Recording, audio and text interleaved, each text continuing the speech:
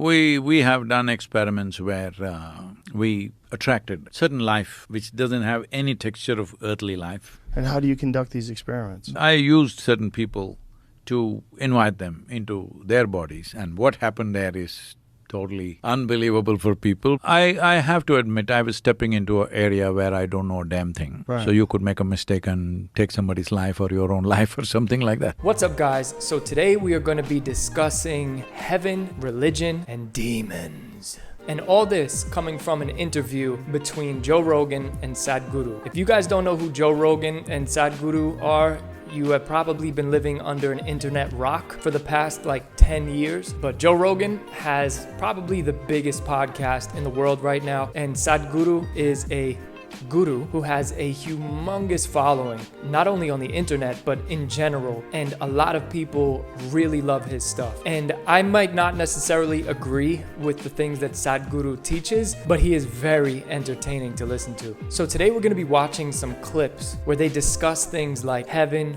religion, and they also discuss demons without ever saying the word demon. And when I tell you, as I was listening to this discussion, one, I was very entertained. But two, when it got to the part about demons, I got very concerned. And you'll understand my concern once you get to the end of this video. So if you're new here and you enjoy the content, please like, share, subscribe, comment. It really, really helps with the algorithms. I feel like especially us Christian YouTubers, we're fighting algorithms like Sadhguru's fighting demons. Stay tuned all the way to the end to find out the winner of our last contest, who's winning a free Godtrepreneur hat. All right, so with that being said, we're gonna listen to these clips, then I'm gonna break them down. All right, let's do it. See, I've been talking to people. 50 years ago, if I spoke to people and I asked how many of you want to go to heaven, almost 80% would raise their hands. Today, you go to your university and ask them how many of you want to go to heaven, they'll say They think it's a ridiculous question. Nobody will raise their hand. So in their minds, heaven has collapsed, there's no place to go. So they want to do everything here. So they have not found how to be joyful and ecstatic within themselves. You know, when you're talking about people in universities that you say how many of them want to go to heaven, the problem is they don't have any evidence of heaven. And so when a lot of these young people that are atheists or agnostics, they don't want to buy into anything that they believe is connected to fairy tales, or they're connected to some sort of an ideology that they believe was manufactured to control people and to keep people in check. That's what I said, the heaven has collapsed in their minds. In their minds, but it's also because heaven is connected to religion, and religion is connected to atrocities. There's a lot of people that think of religion, they think of the evils of the Catholic Church, or they think of what religion has justified, the horrors of history, the things that people have done in the name of religion. So a lot of younger, sophisticated, intelligent people don't want to believe in anything that there's no evidence for. So when you say, how many of them want to go to heaven, say, show me a video. Tell me where I'm going. Do you have a map of heaven? I'm not asking that question, offering a ticket. All right, so first I just want to say, I really enjoyed watching their exchange because they're two completely different people. Here you have a super mystic, very spiritual person in Sadhguru, and then Joe Rogan. You have somebody who's pretty nah bro, science. That's it. And I just love watching them have an exchange. So one thing that Sadhguru said, people don't believe in heaven anymore, so instead they want to have heaven here. But even though they want to have heaven here, these people have not found a way to achieve that. And if you're looking at things through the Christian worldview, as I do, the book of Ecclesiastes says that God has placed eternity on our hearts. And if that's true, and we have eternity on our hearts, and our hearts are set on the eternal, it's very difficult to fill that void with anything that's finite. And that's one of the big reasons why you see so much depression, is because they're trying to fill this eternal hole in their heart with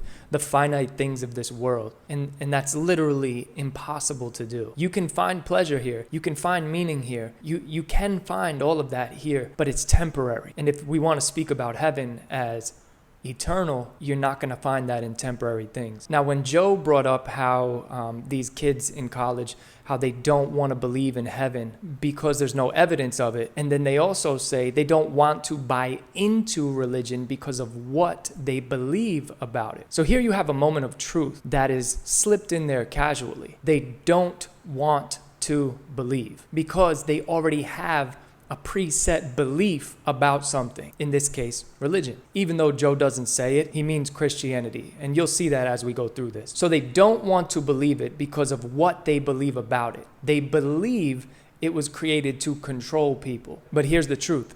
There is very little evidence that the Bible was created to control people for the sole purpose of controlling people. But let's just say for 1 minute that it was created to control people. Let's just grant that and say that the Bible is not written by God and it was created to control people. What is the result of adhering to a Christian worldview that quote unquote controls you? The result would be the people being controlled by the Bible would be loving their neighbors. They would believe in the nuclear family. They would honor their fathers and mothers. They would be helping the poor, helping widows, helping orphans. They would be tending to the sick, and they would be willing to give their lives for the sake of others. So if this was a mechanism to control people, all of these things that are quote unquote controlling are values that we look at as honorable anyway. And what he really means is controlling who you get to have sex with. That's really what he's inferring. But that's a topic for a whole other video. If the Bible is not God inspired, then that kind of makes it absolutely no different than any other tool to control people anyway, except this tool would be to control people to move towards a more moral life. What's interesting is pretty much everything from corporations to government are designed to control people, especially the universities that these sophisticated, intelligent kids are students at. The universities are flooded with ideologies that are being imprinted into the kids who go there. Then you also have companies like Spotify, who Joe works for. So Spotify hired Joe as a control mechanism to control people who listen to podcasts, to influence them to not listen to it anywhere else except on Spotify. So that was a control method. So if God doesn't exist and the Bible really is just to control people, at least it's controlling people towards a more moral life. And then he says this: heaven is connected to religion, and religion is connected to atrocity. And he then goes on to say that these are sophisticated and intelligent people, and inferring that anyone who would believe in any kind of religion is not sophisticated or intelligent. And any sophisticated or intelligent person would not want to associate with anything that is associated with atrocities. Yet, coming out of these universities today is emerging a whole entire wave of socialism and communism. People who adhere to the Marxist philosophy of governing people, aka of controlling them. And if we look at the atrocities that have happened under communist and socialist regimes, there are millions upon millions upon millions, over 100 million people murdered under those same ideologies. Anyone who claimed to be Christian or claimed to be doing something in the name of the Christian God that was not in alignment with the values that Jesus taught wasn't living out the true Christian values that we discussed earlier. And I have a more in-depth video on this topic about the Christian influence on society, and I'll leave a link to that in the description and at the end of the video. But you can thank Christians for the following: hospitals, universities, the scientific revolution, the end of open slavery, women's rights, equality, orphanages, and the list goes on. And before you little keyboard comment warriors get in the comments below and start saying Christianity didn't help with that, nobody benefits from it, just please go watch the other video. I provided sources for all of the claims that I've made in that video. Actually, if you want to comment and be mean to me and stuff like that, you can definitely do that because it helps the algorithms. But anyway, back to what Joe said about there not being any evidence for heaven. I would disagree. And the reason I disagree is because I believe there is a lot of evidence for the existence of God. There's also a lot of archaeological evidence that corroborates the Bible and its stories. So here's how this would work. If God exists, then the possibility for heaven is at least probable. And how do we see if God exists without the Bible? So I'm just going to name some of the arguments for the existence of God. I'm not going to break them all down. I have another video for that as well, and I will leave that in the description and at the end of this video as well. But just real quick, you have the cosmological argument from contingency, the Kalam cosmological argument, the argument from morality, fine-tuning, the ontological argument, and a whole list of other arguments as well. There's a big difference between saying there's no evidence for this and I have looked at the evidence, but I just don't agree with it. So at least look at the evidence and say, yes, I've looked at the evidence, but my conclusion from observing the evidence is different than yours. But to just say there's no evidence, it's like a catchphrase. It holds no weight. Even the biggest atheist debaters today will tell you that there is evidence, they just don't agree with the evidence that's presented. Let's look at the next clip, and then after this one, we'll get into the demons. Heaven has collapsed in people's mind, which is a good thing because… It's a good thing? It is because the idea that this is not the place to live well, there is another place where you will live well, is a wrong idea. You can have heaven right here. Yes. And who told you you're not already in heaven and making a mess out of it? No one. I think that's possible. We are in a heaven making a mess out of it. We also could be in hell too, right? Whether we want to fix the soil or we want to fix the human mind, Stop we are war. only trying to see that you don't mess up the heaven in which we have landed. Because your idea of heaven is a very pleasant place, isn't it?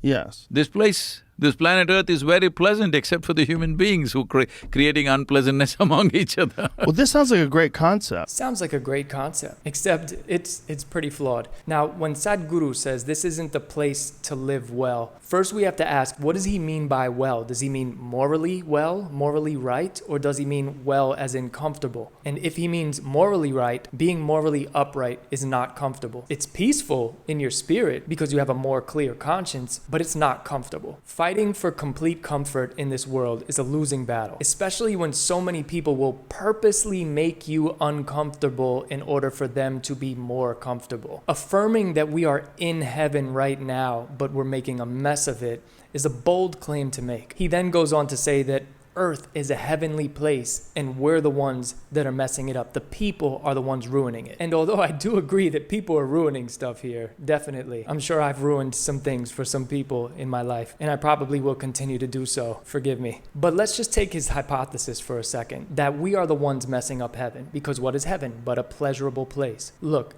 as beautiful as Earth is, it's a savage place, super savage. Even if humans got their stuff together, this place would still be a savage place. Animals would still be hunting animals, savage. Natural disasters would still be happening, savage. Disease and illness would still kill millions, savage. And most importantly, when you don't have a solid, firm foundation of morality, and your morality is just subjective, it's only a matter of time before us humans start messing it all up again. Here, right now, is not heaven, and there is somebody handing out tickets, and that's Jesus. So if you want to know how to get a ticket, you just let me know. It's completely free. And with that being said, let's discuss the demons. So I want you to listen real closely to this. I mean, I hope you've listened real closely up until this point, but just please, focus. Yeah, in certain spaces, there are very strong presence, which is when you feel the texture of that life, you know it is not like anything that we know here. Obviously, it doesn't belong here. It has a different source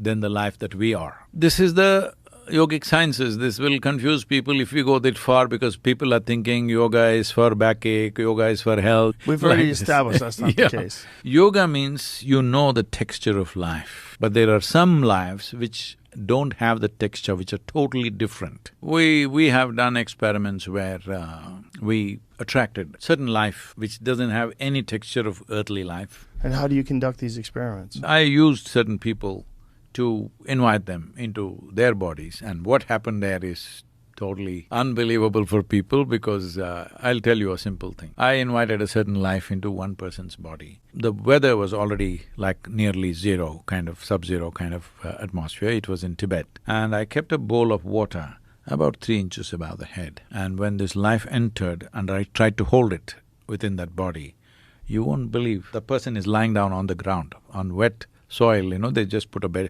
sheet and this person is lying down. This bowl is about 3 inches above the head on the ground.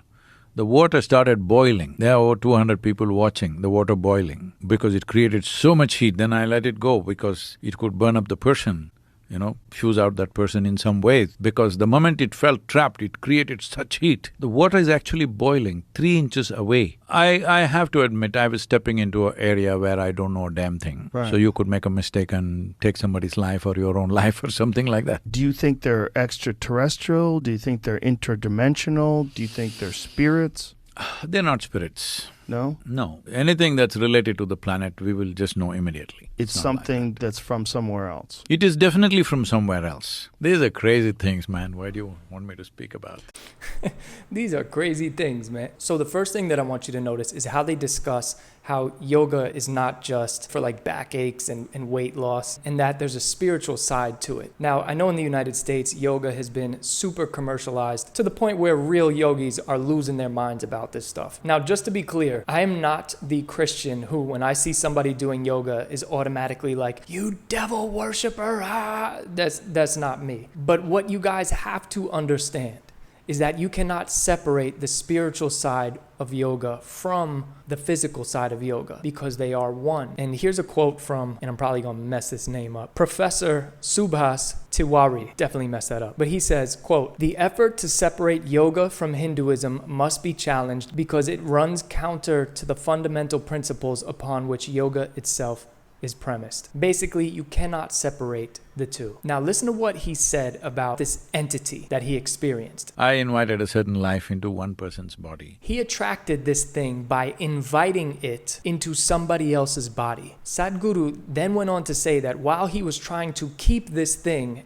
in this person's body, that a pot of water that was next to this person started to boil. So Sadhguru stopped trying to keep the thing in that person's body because he didn't want to burn that person's body up. Now, if this is your first time hearing something like this is what we Christians call demon possession. Now, I know, I get it. You probably don't think that demons exist or whatever. Totally cool. You don't have to believe that they exist for them to exist. But let's just look at what demons are. Demons are disembodied spirits. And because they're disembodied, they are always searching for a body to inhabit. And from the Christian worldview, they are also a part of the devil's army. So if that is true, then what Sadhguru is doing here is bananas. What I also find interesting is that Sadhguru says, I have to admit, I was stepping into an area where I don't know a damn thing. Right. So you could make a mistake and take somebody's life or your own life or something like that. that he was playing in an area that he doesn't know a dang thing about, and that this area is dangerous because he could be responsible for somebody losing their life. Then proceeds to tell us that the thing that was invited into this person is not a spirit. If this is an area that you don't know a dang thing about, how are you to tell us if this is a spirit or not a spirit? I'm going to let you in on something, Sadhguru, since this is an area that you don't know a dang thing about. Those are demons that you're letting into people. Demons, okay? This is not something to be taken lightly. There's a reason why inviting spirits into a person is forbidden by the Bible. And no, it's not to control people, is to keep them spiritually safe. P.S. I love how Joe automatically goes, Do you think they're extraterrestrial?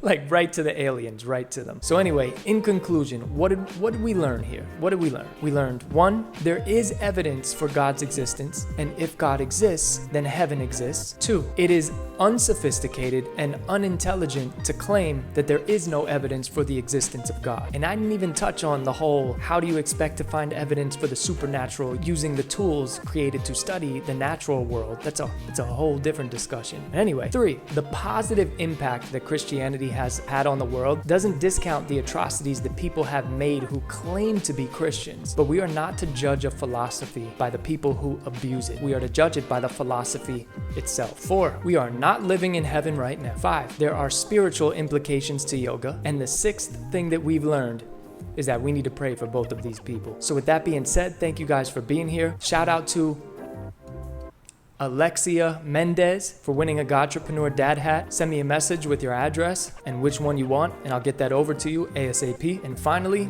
if you enjoyed this video, please like, subscribe, share, comment. It really helps the algorithms. And if you really liked it, please consider becoming a Patreon supporter. Thank you guys so much. Have a blessed day. I'll see you on the next one.